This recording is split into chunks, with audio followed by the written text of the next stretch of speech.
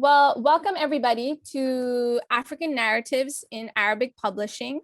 Thank you for giving up your valuable lunchtime today to join us for this very exciting panel. I'm delighted to be joined by Dr. Ishraga, Mustafa, Ahmed, and Ahmed Dine. I'm just going to read off their bios and then we will start the conversation. So Dr. Ishraga Mustafa Ahmed is an author, freelance journalist, translator, human and female rights activist. She studied journalism and communication sciences in Sudan and Austria. She finished her PhD in political science at the Institute of Political Science, Vienna. She has published numerous books in Arabic as well as in German. Her works in English translation have been featured in Words Without Borders and The Common. She has written 9 books in Arabic, including her own autobiography, and has translated 4 of her own books into German. She has also translated books by other authors, 4 into Arabic and 5 more into German. In 2020, she was awarded the Golden Medal of Merit of the city of Vienna. And I believe you're joining us today from Vienna. Is that right, Ishraga? Yes. Yes, wonderful. Ahlan. So good to have you. And then we have Ahmed Dine is a Mauritanian writer and journalist. He is known for his historical novel Al-Hadaqi, which portrays one of the most important literary figures in the Abbasid period. His second novel is Ash-Shibyani, which is set in Mauritania. He has also written a memoir entitled A Guest of Gaddafi's Brigades, detailing the time he was imprisoned during his coverage of the 2011 revolution in Libya. He holds a degree in Arabic literature from Nouakchott University and a master's degree in comparative religion and from Hamad bin Khalifa University, Qatar. Thank you for joining us, Ahmed.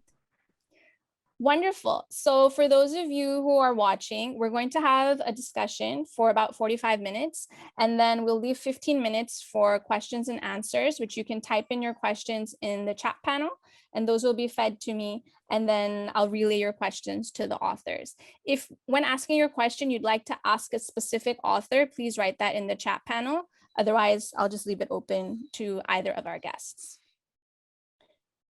Great. Okay, so what I found really interesting for both you, Ishraga and Ahmed, is that your oeuvre covers nonfiction and fiction, which is not very common. And so what I wanted to ask to start out with, Ishraga, is can you tell me a bit more about your journey with writing? Like, when did you start writing? What was your, who were your inspirations? What was your family's reaction to you deciding to be a writer? Thank you, Sawad, and thank you also for this great opportunity to highlight my work in English. Almost I did in German and in Arabic language, and this is the first time actually the ritual I'm doing in English language. I started actually by 16 years old. Wow. It is very I will be in many months 60 years old. That means most of my life I used writing. My father was the first person who inspired me because he reads. He is still reading, although he is 48 years old. And he wrote in every book that is for my daughter, Ishraga. Oh, wow. And I think that helped me to read. I Right. started also to read books since I was 16 years old. And at the school, I began to write love letters for my college as a school. Okay. If a college got in love, she asked me if I can write a letter for her. Oh, okay. So you were like the school letter writer. Yes, because, exactly. Yes, because you were so expressive. And that was my first experience. Okay. And after that, I used to write, but I think it is writing for me. It is a passionate process. Right. It is not. It has no end. Okay. Sometimes I feel I'm starting right now to write. Wow. But then maybe in many months, some months, I think, no, I cannot write, but I think which helped me that I read more. I cannot sleep if I cannot read in the night.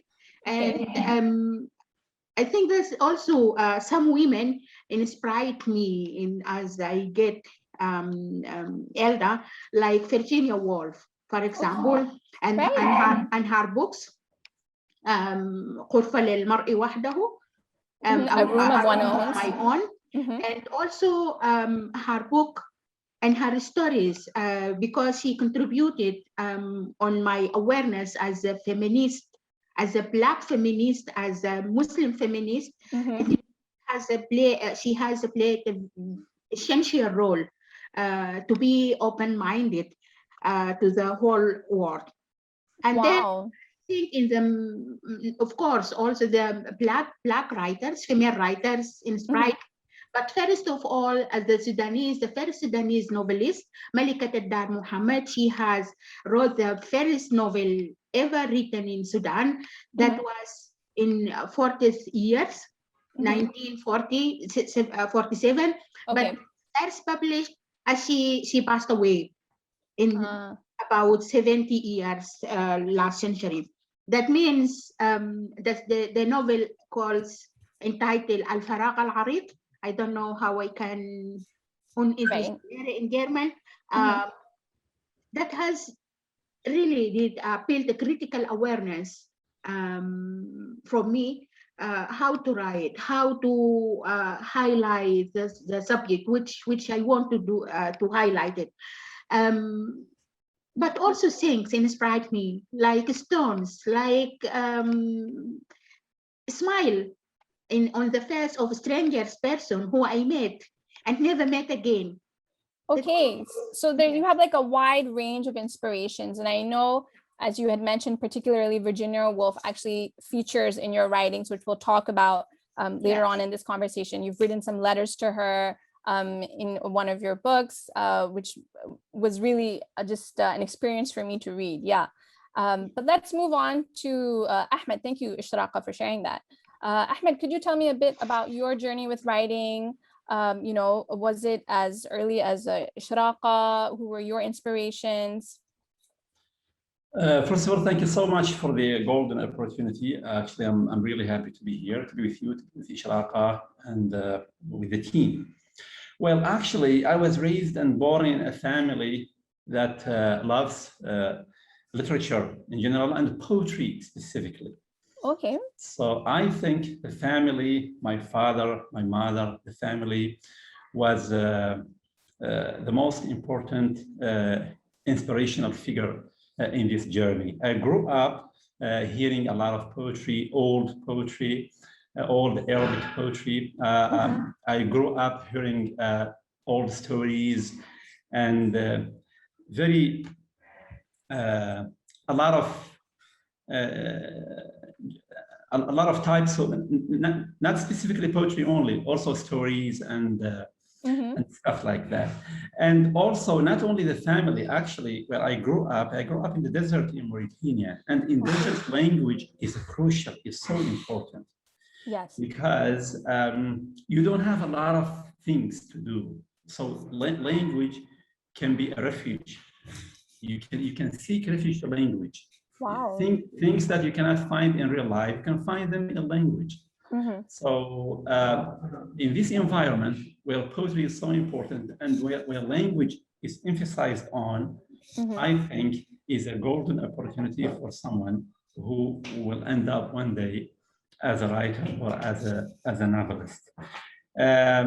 Also the Arabic language itself, the Arabic language, because it is an old language, it's a language, if you master it, you have 1400 years of writing and books and interesting people and interesting figures and stories. So this massive and huge heritage between your hands that also automatically inspires you to be someone of a language, to be someone who loves and inspired to write and learn languages. Plus also the famous writers. There are specific writers that I was inspired by. they can stretch from Al Jahil to Najim Mahfouz. Okay. It's a long journey. It's a long journey, which is still ongoing for both of you. Absolutely. Yeah. Absolutely. Yeah. Wonderful. Okay, so I think we'll get into now for each of you, like one book from your body of work. Ishraga, is there a particular book you'd like to talk about? Otherwise, I have one. Yeah. Which one? Oh, okay. I'd like to hear about your book that you wrote about Vienna and then how it charted your journey as, wow, the whole theme of this panel seems to be journeys. As a newly arrived like migrant in Vienna to now you being an academic and celebrated activist of, human rights and women's rights. And so I just wanted to know what inspired you to write that book, because I know it's merged with a lot of scenes of the beauty of Vienna and its historical significance. So I was just wondering if you could take me through the process of writing that. Why did you decide to write that when you've already written your autobiography? Yeah. Okay, thank you. Actually, this book I wrote in Arabic language, and Yes. some of this text translated by you. I think three stories. I cannot identify as stories because I don't like to identify. This is my point. This is my essays. This is my stories. It is open. You can interpret it as a story, but I like Vienna because for me, although my life in Vienna wasn't easy, it was really difficult, and that not wrote it in my book. الدانوب يعرفني الوجه الآخر لسيرة الأنهار. The Danube knows me. Yeah, the second part of your autobiography. Yes. And this is my story in Austria, and this book also. I think that the people on the street and also their experiences as activists. And I worked also as a counselor for many years for many also migrants organization in Vienna. That inspired me because actually my passion also to bring people together, bring women together, and recognize our diversity. And this diversity inspired me to write this book, Vienna نخلة الحنين والكتابة. And as Ahmed said, it's the Arabic language for me is I don't want to say that the best language because it's my mother language, and I like it. I like it very much. Yes. And I call it as the language of flowers. Yes. Therefore, I think my experiences in Austria as a founder of the Black women community and many also platforms and many communities, NGOs, inspired me just to write this book, but also my own experiences. Because as I wrote this book, it was difficult time. And for me, is writing is a treatment for my soul. I read and I write. This book was published in Cairo.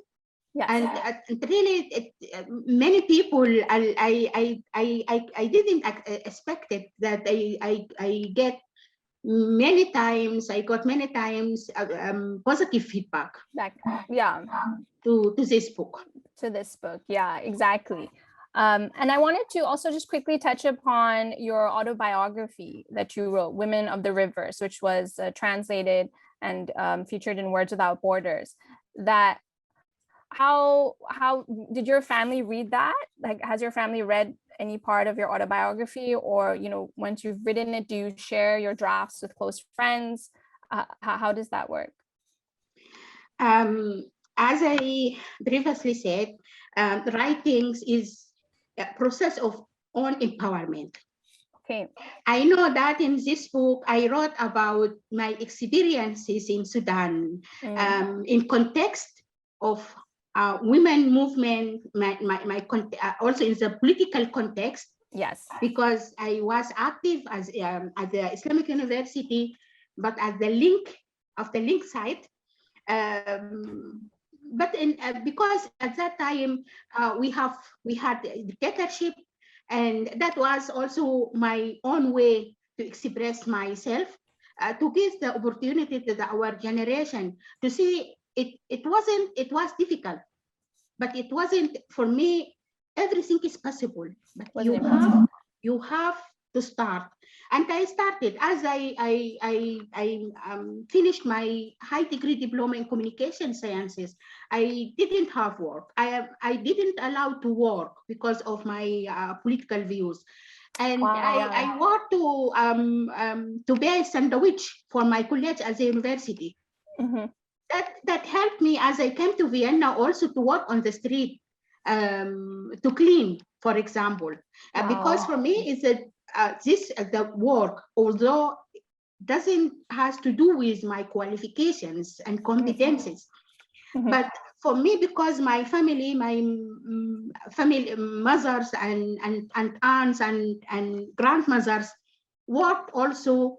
And for me, is the work is worthwhile for my life. Yes. Therefore, I wrote about my stories in Sudan, how the situation, political situation, and how I came then to Vienna, because my family wasn't able to finance my travel to Vienna. I was lucky to get scholarship from the first week because of my activities in Sudan, in the environmental protection organization. That helped me to also to highlight that many women in Sudan, because those women in Sudan inspired me also, the women movement. First of all, the Sudanese Women Union, because I was also member with 18 years old. Therefore, for me, this autobiography also to help other women to write their stories, and that maybe I can later talk about how I used this experience to motivate other women in the migration to write about their own stories. Oh, definitely. Yeah, we should get to that. But thank you for being so generous with sharing your life story. You know, it definitely doesn't sound like it was easy at all, and you've come so far, and it's just really it's very, very inspiring, and but also moving at the same time. So thank you. Ahmed, I wanted to ask you about your historical novel, Al-Hadaqi, because it's really rich in terms of, you know, the detail that you've included in there.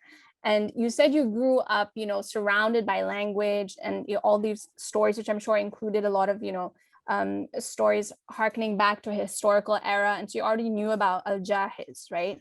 But who features in your book. But I wanted to ask, what sort of research did you have to carry out to write a book of this caliber? Because I think it has, I mean, you know, it has, I think, received a lot of reviews and the like, but I still don't think it has received the sort of acclaim that it should. And so I wanted to ask what sort of, what was your process like in terms of writing it? Thank you so much, Sawad, for that great question. Well, actually, the reason I started to write that story is my love for that literary character, Al-Jahil. So when I decided to write that story, I started a long journey of research, because it's not easy to pull yourself out of these days and go back to that ancient time, the second Hijri century of Al-Basra and the third century of Hijri of Al-Basra and Baghdad, and to live their lives and to see how they talk, how they speak, how they eat, how they manage their daily lives, the nature of values and culture, and how they think, and the narration, the master narratives at that time. So I had to immerse myself in the heritage of Arabic literature at that very time. I had to read history books. I had to read literary books. I had to read geographical books to see the places that Al-Jahil went through, to check every city that I think he spent some time in. I had to read the biographies of those who were around him, like Mr. An-Nawam. Specifically, if we remember that this man used to live in a very rich period of time. This is the first phase of Abbasid period. So we have to deal with people like An-Nawam, like Al-Alaf, like Al-Ma'mun, like Al-Asma'i, like Sibawayh. We have to deal with these characters. And these people are the founders of the Arabic culture, if we can use that word. Okay. Even people like Shafi'i and Malik, because these also were great figures who found fiqh, for example, law and all that stuff. So it was a long and rich journey. And I think it's the fun part, because basically you are enjoying the ride. You are enjoying the ride. You're not thinking about the final stop. You are enjoying the ride. Exactly. So it wasn't easy, but it was very entertaining and it was great, and I learned a lot through it. So this was, I mean, most of the time was spent in this period, the research period. Sorry, may I ask, where did you access these resources? Was it in Qatar or in different countries? Well, actually, it was in Qatar. And in Qatar, we have some great libraries. And also, as you may know, most of historic Arabic books are available online.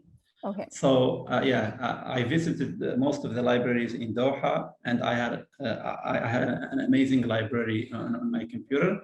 So I accessed all these resources in Doha, actually, and it was very entertaining. So this was the first phase of writing this novel.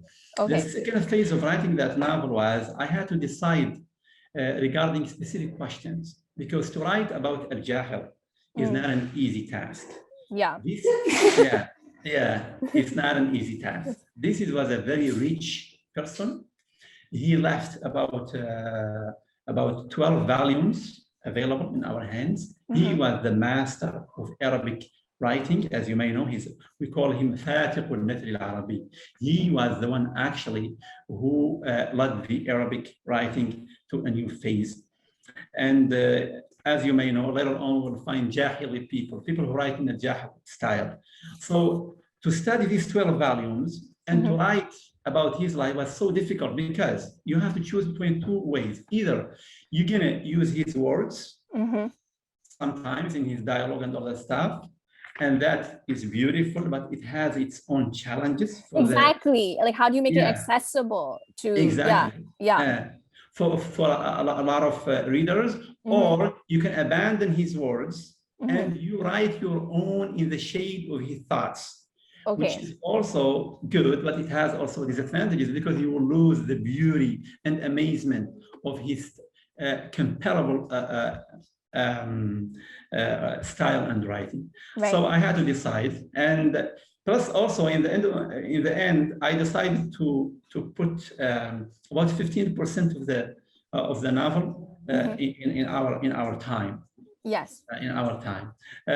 So after deciding that, I discovered that I had to write in two styles: Abbasi style, which deals about Al-Jahil and his time and his people and his dialogues with his people, and a contemporary style that deals with our time and the world that we live in. So it wasn't easy. But it was very, very, very entertaining, actually. But I applaud you, because I think you made the subject matter accessible to someone like me. Like, yes, I have a degree in Middle Eastern studies, but I never studied like prehistoric, Arabic literature. So it's a book that's readable and makes you like, it's a page turner. Like, you still are engaging with it. So there was also another element that was in my mind. This period, which Al-Jahil used to live in, was so crucial in the Arabic cultural history. Yes. We call it Asr al-Tadween. This is when the people took their pen and wrote literature, law, history, and everything. So it's so crucial in the history of the Arabic culture. So I had to give the reader a taste about how the Arabic literature was compiled, how the Arabic law was compiled, how grammar was compiled, I had to invent scenes of Al-Asma'i, for example, how he went out to gather the Arabic and to put grammatical foundation, My goodness. stuff like that. So it wasn't easy. Yeah, I mean, definitely for our fans watching who are Arabic language learners, I mean, I would highly recommend this book, although it is in Arabic. Hopefully, if any editors are listening, we can get it translated. And, you know, I just think it's a real resource, definitely. Yeah. Thank you. I wanted to move now on to the sort of crux of our panel, which is you as, you know, African writers working in Arabic in the Arabic publishing sphere. So I just want to quickly share what my impression is, but I'm sort of like an outsider, and I wanted to hear what your personal experience has been.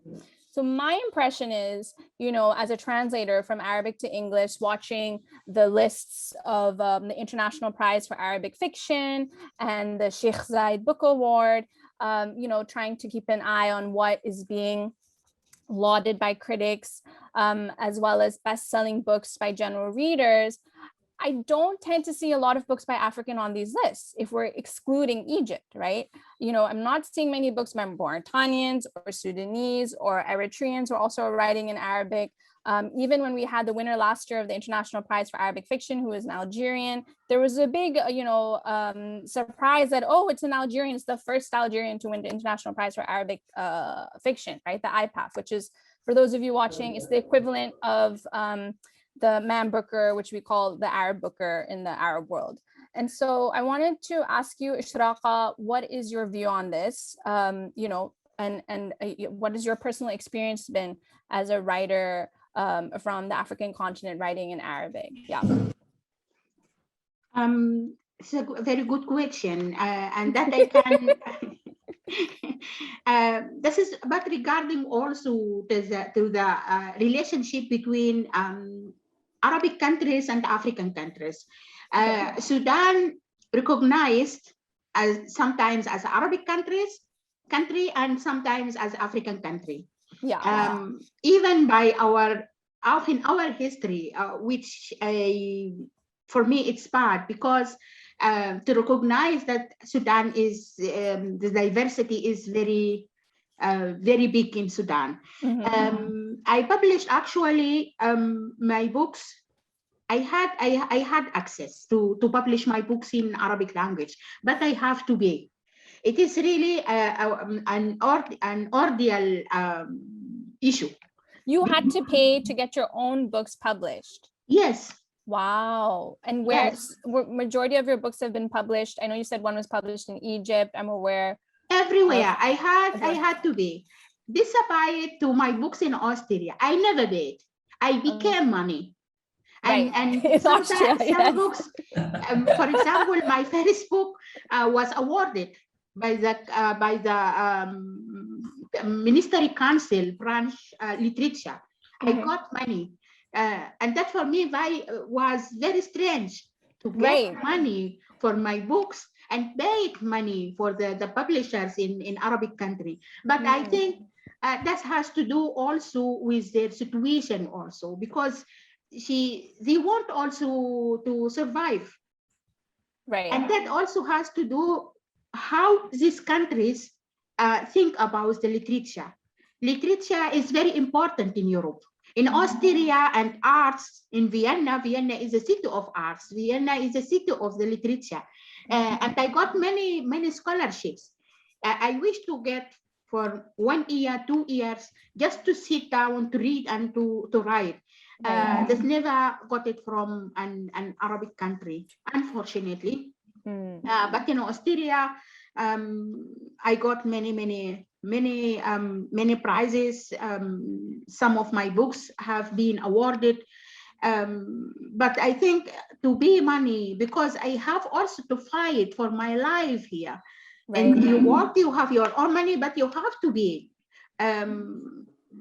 Of course, there is a contract. You have, for example, 30% from every book, but I never get that. Never. Oh, wow. So you never received any royalties for the books that you sold?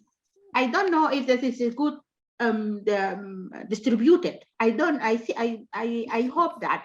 For me was my goal that my books reached everyone in the Arabic country, because I started actually to publish in German first.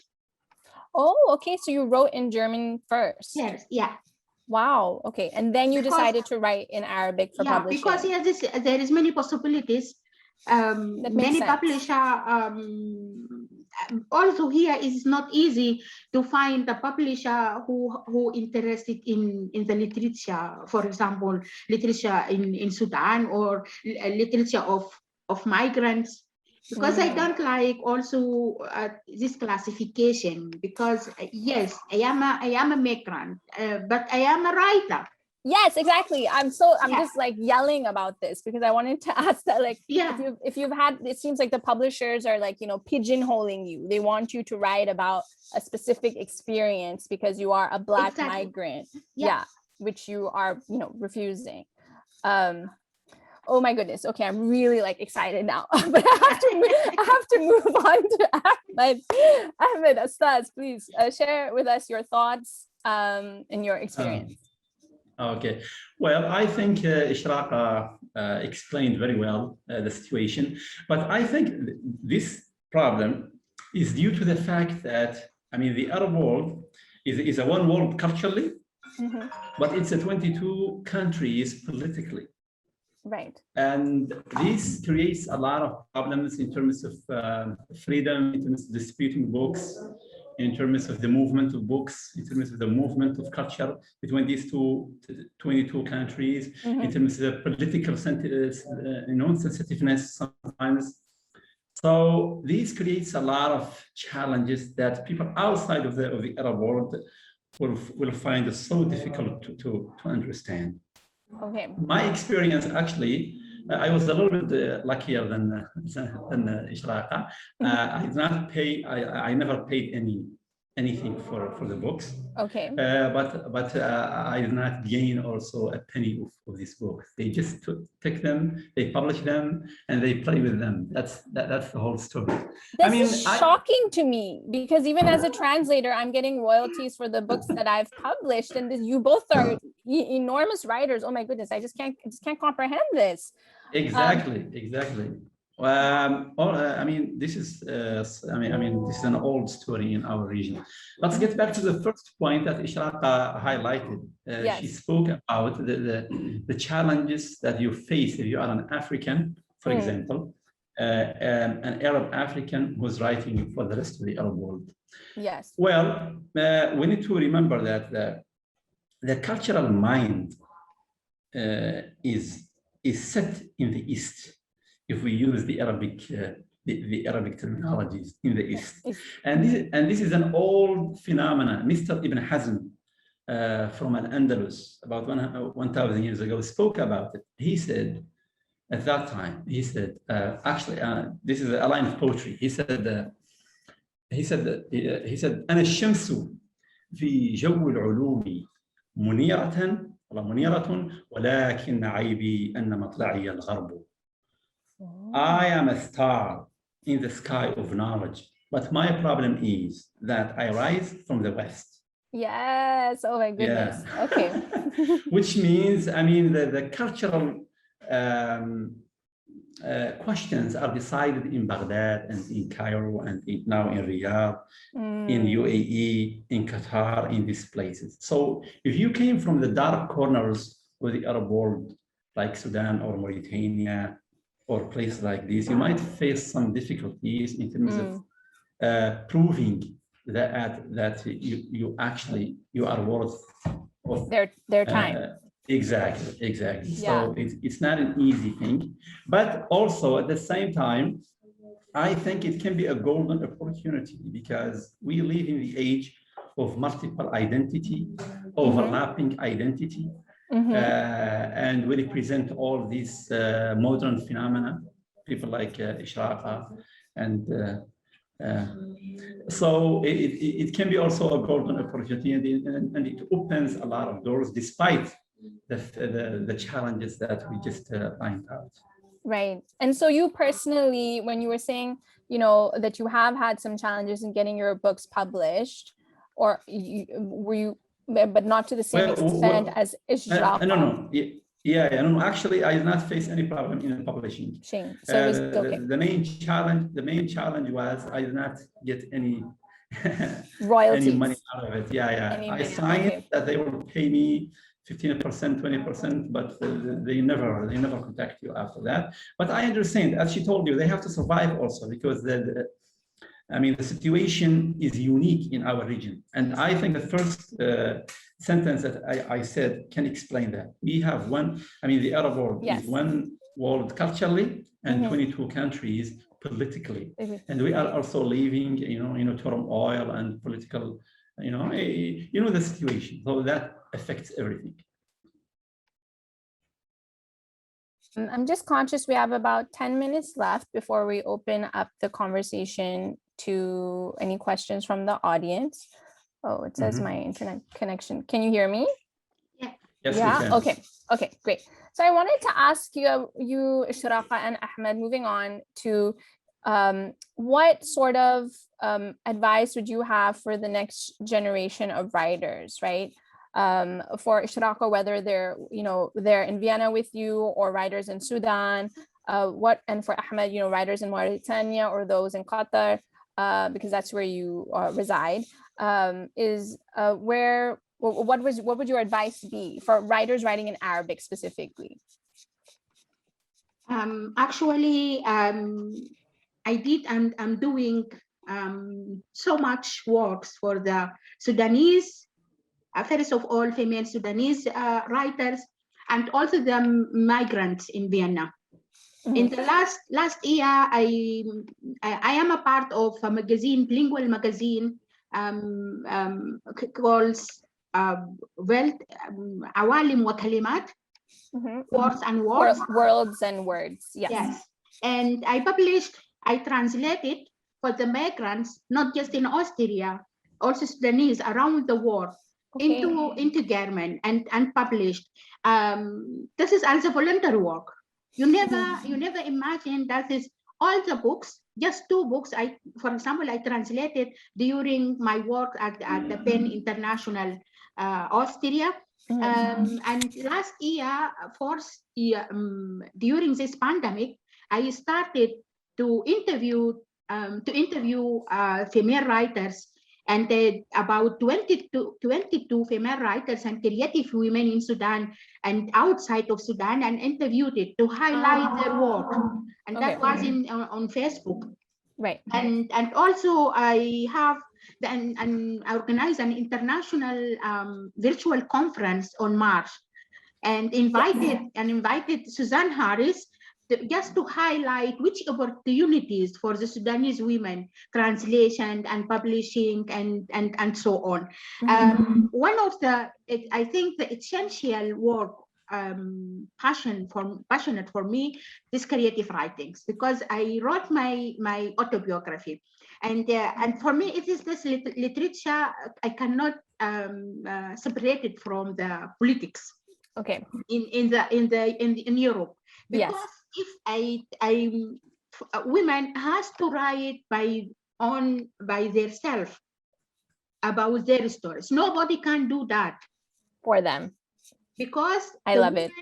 And the migrants woman walk on the foyer, and she knows what does mean to be a migrant, to be discriminated against, but also because for me is this writing is a treatment of the soul, of our souls. And I organized till now 4 creative writings. The first creative writings about 12 women, Kurdish women from Syria living in Germany, in Holland and Austria, plus 3 Sudanese women. Excellent. And my goals also not just to write down, to connect with each other, to share experiences. Because if I tell somebody that I was discriminated because I am Black, because I'm Muslim, the other women think I'm not alone, because I was discriminated. Yeah. And we collected all these texts in a book and published in Sudan. That is also my goals, to highlight also the situation in Sudan and to support publisher there. And we had a book calls نون المنفى سيرة نساء من هناك. And also to support women to write their own story. And one of these women participated in the first creative writings, Zainab Khoja, we publish now her book. Wonderful. Yeah, that's and excellent. the second creative writings carried out with the Eritrean women. Most of them living in UK, but they speak Arabic. Right. Yes. Give me the opportunities to know many things in these countries. Although Eritrea is neighbor of Sudan, but if the women speak up and clear the situation there, that for me, this is the doors open in other countries, in other, although there is a common, because those women speak Arabic, some of them are Muslim, and some of them are feminist. This diversity, this is like garden. Yes. Yeah. It's all linking up. I wanted. Oh, please go ahead. I did really a lot. This is just a passion for me. Never get money for that. Never support. And I wanted in the future, in September, I want to invite these women, if I get this financial support from the Viennese government, to come to Vienna, not just to discuss about our stories, but also our perspectives as a migrant woman. Yes. Yeah. Exactly. I wanted to ask quickly, what is the name of the book where you said you collected the writings of the Eritrean women and their experiences? Has that been published in Arabic yet? Not yet. That will be published in September. The first one has been published. نون المنفى سيرة النساء من هناك. Okay, which is where is هناك? I don't know. Yeah, so it's a Light of Exile. Yeah, Tales of Women from Over There, which as you said, Over There is not translated. Please let me know once it's published. Thank you. I will do. I would love to read it. Yeah, and I'll tweet about it for those of you watching. Okay, I can send you the Noon al-Manfa and the other books as soon as published. Thank you. Moving on to you, Ahmed. Yes. Are you involved in any other in some sort of similar mentorship,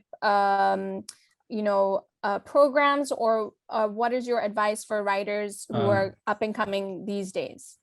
Okay, brilliant. Thank you for the question. But before I answer that question, I would like to express my love for the title.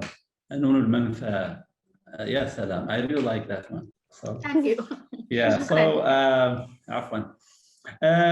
my advice for the young writers, first advice is find a job before you start writing your novels. Yeah, I'm a journalist. I work in Al Jazeera, so I'm fine. I have a job. Some writers, they start writing novels and they think they can earn a living out of that. Well, that requires a lot of time and fame and all that stuff. So find a job first. You can't be a full-time job writer in our region in this period of time. Write for the sake of beauty and literature. I mean, write what you love. I mean, you will enjoy the journey, as I said. You will enjoy the ride. So enjoy it. Just write for the sake of beauty and what you believe in. And don't get disappointed when you start dealing with publishers. Don't get disappointed. Just relax and things will be fine later.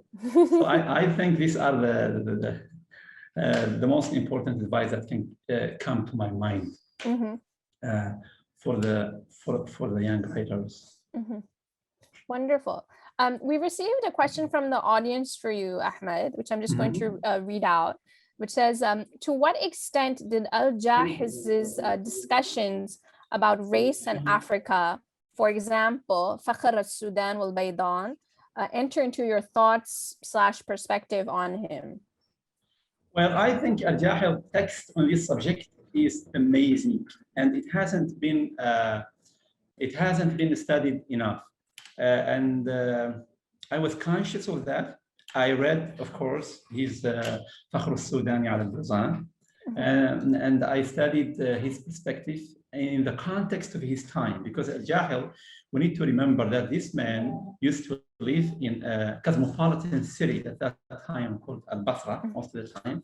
And he used to see in daily life people from China, from Africa, from Europe, from Middle East, from Europe, from everywhere.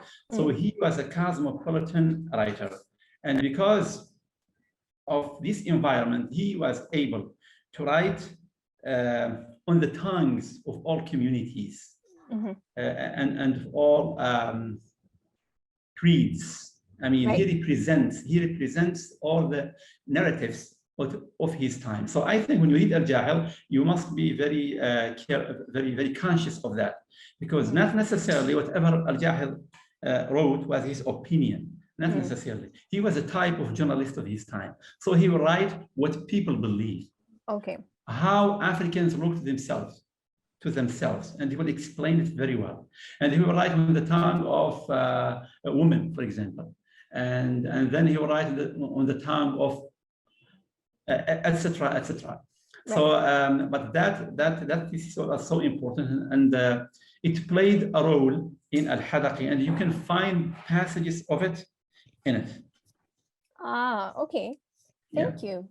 Yeah. Wonderful. Ishraga, we have a question for you from the audience, which is, can you tell us about some of the, I guess the way that what they want to say is like problems of identity you might face in Europe. And I want to tag onto that, like either as a writer or just as, it seems here they're asking about your general experience. Yeah. It's very good question, because that tell also how my identity develop. Because as I have been in Sudan, I never had this conflict. I am an Arab woman or an African woman. Maybe because my political awareness to recognize myself as a Sudanese. Without classifying it.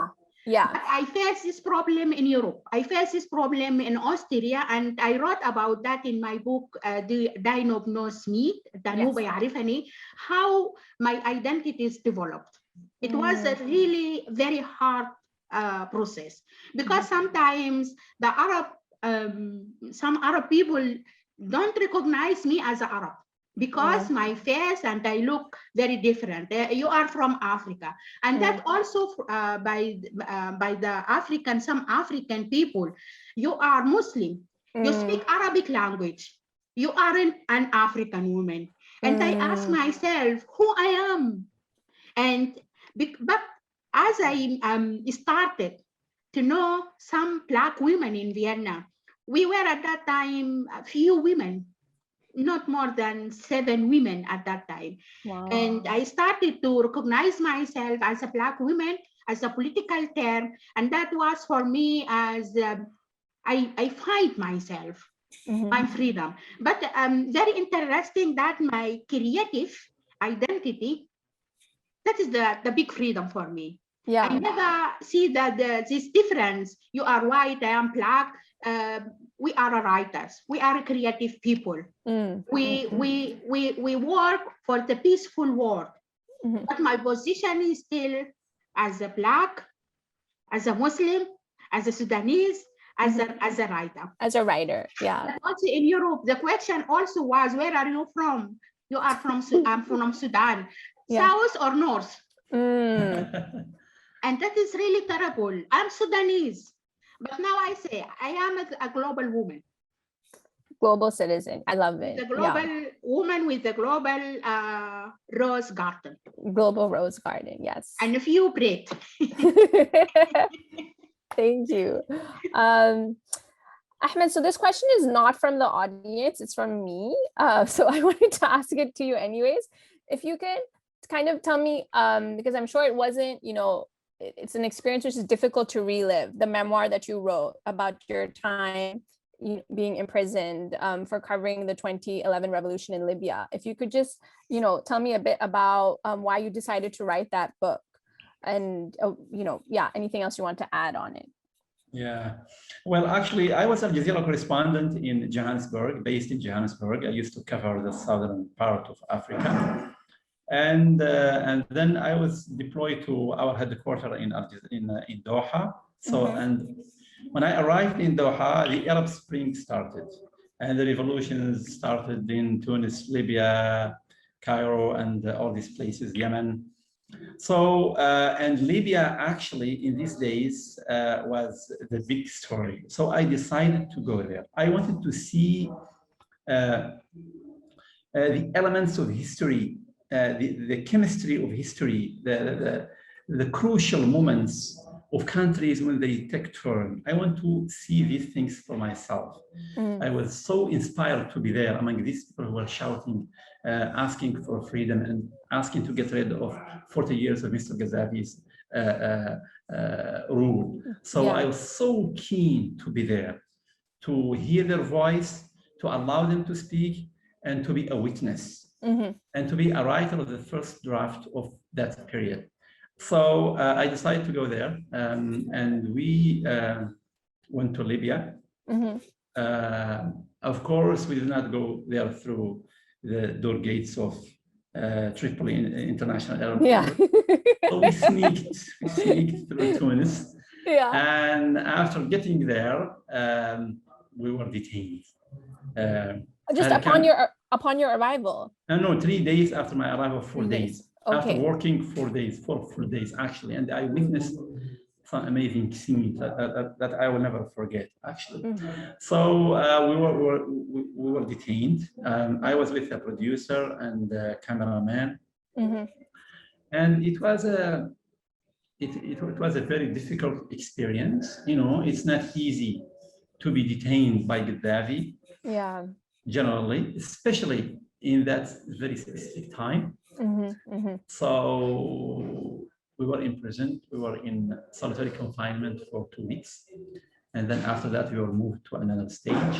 It was a long story, and it was a very difficult experience. So I decided that I need to talk about it, and to write it. So I've written that 250 pages about في ضيافتي كتائب القذافي, but I think it enriches me in my career as a journalist, and it also enriched me in terms of a writer, because when you live such experience, you get the opportunity to know yourself, because most of the time we don't know ourselves. We know ourselves when we meet ourselves in a specific situations. And you cannot, I mean, so I find myself for the first time as a prisoner. I met myself waiting for death, because they used to come to us and tell us, you'll be executed within 24 hours, you'll be executed after 5 days. So it was not easy. And I think it enriched me, because I knew myself more in that 38 days. And out of that, that book came out. Wow, thank you for being so open about that. And I know it's not easy to talk about. With the both of you, I feel like I'm learning so many life lessons. I wish we could have this conversation every week. I'm just so lucky to, you know, be chatting with you. Thank you. We just have a few minutes left. Another question from the audience for Dr. Ishraga is, how can one participate in one of your workshops? So I think this is someone who's asking, you know, these creative writing workshops you're talking about. They're wondering how can they take part? I'm very good connected. You're very good. I'm very good connected. I have many networks. I have my own network.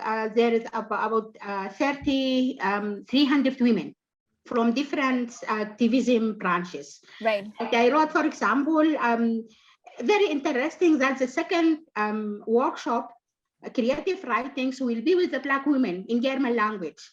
And German language aren't our mother tongue. Maybe some of them are born and raised in German language countries.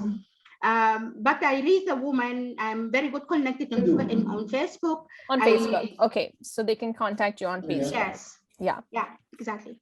Great. Yeah. On that note, also, I forgot to mention, because you asked me, and then I forgot to mention that one. Please. I give also I give creative writing training in Al Jazeera Training Center. Okay. That's what I do sometimes, like twice a year. Okay. In Al Jazeera Training Center. And what does that entail? In Arabic. In Arabic. So yes, but is it people who are already working in Al Jazeera, or anybody can attend this session? Anybody can attend that. Okay. And so in your creative writing workshop, are you, do you share some of your own work, or I mean, well, I try to avoid my own work. Yes. I try to avoid it. Yeah, I don't want to be over. So, I mean, there are a lot of more interesting people that I want to use their literature, actually. So I use classics mainly. Yeah, so I think for the audience, enough of me. I mean, I'm the trainer, I speak with them, that's enough. It's a very humble approach. Okay, so to end our session, I have a final question for both of you, which is, what does success look like to you? And we can start with Ishraga. Success. Success in however you want to define it. Success has to do with wishes also, because I have to work, I have to fight for my life, and beside that, I want to, because I see myself as a writer, but also as activist. Yes. My wish to highlight the literature of the women in the North Africa, first of all, but also in the migration. And also that my books, first of all, my autobiography and autobiographies of those women who participated in my workshops, to see the light in other language. That's what I wish, and success started now. Wonderful. Great. And Ahmed, I'm going to ask you that same question, and then we're just sneaking in one last question from the audience that has come for you. So there's the second question after this one. But please go ahead. Yeah, I think success is to have a long and good lasting effect on people. I think that can be, we can call that a type of success, at least. Type of success. Okay, so leaving an impact. Yeah. Exactly. Okay. A good and lasting impact on people. On people. Reach their lives. Great.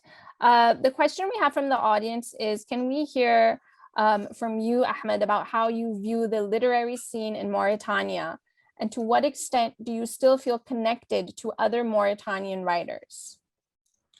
Well, I think the literary scene in Mauritania is very rich. It was in the past confined to poetry, and I think Mauritania now is getting open for more diverse literary environment. Now we have novelists, we have writers in different passage of literature. So I think it's fine. I mean, I'm very optimistic about the future and the present situation of the Mauritanian literature environment now, actually. Okay.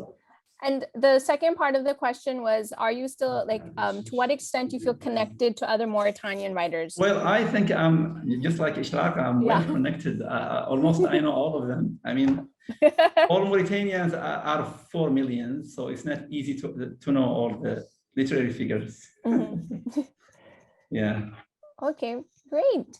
Well, on that note, I just want to say thank you to the both of you so much for your time today. I really have been enriched by this conversation, and I've just, I look forward to staying in contact with the both of you, and just, you've been so open and sharing some of your very difficult life experiences, which I do not take lightly. So thank you so much for that.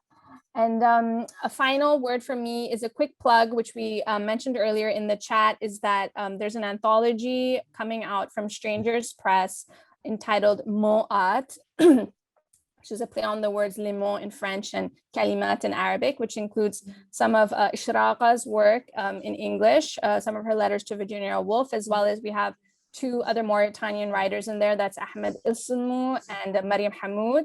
We also have Arthur Gabriel Yak, who's a writer from South Sudan, and Najwa bin Shatwan, who's a writer from Libya. And I've co-translated ththose stories with Nariman Youssef. So I think the link was put in before, but I'll also tweet it later. And that's if you're specifically, just wanting to hear more about some of the themes we discussed on this panel today. And oh yes, and before I forget, the next panel starts in half an hour, which is called The Taste of Letters. So please come with your food, as it's about food writing. And I know some of the panelists will also bring some snacks. And that's it. And yeah. Thank you so much for the opportunity. I'm so glad to be with you and to be with Ishraga. Thank you. I am also happy to be with both of you. Yes, it was wonderful. Okay. Thank you so much. Have a great day. Ma salama. Thank you. Bye. Bye-bye.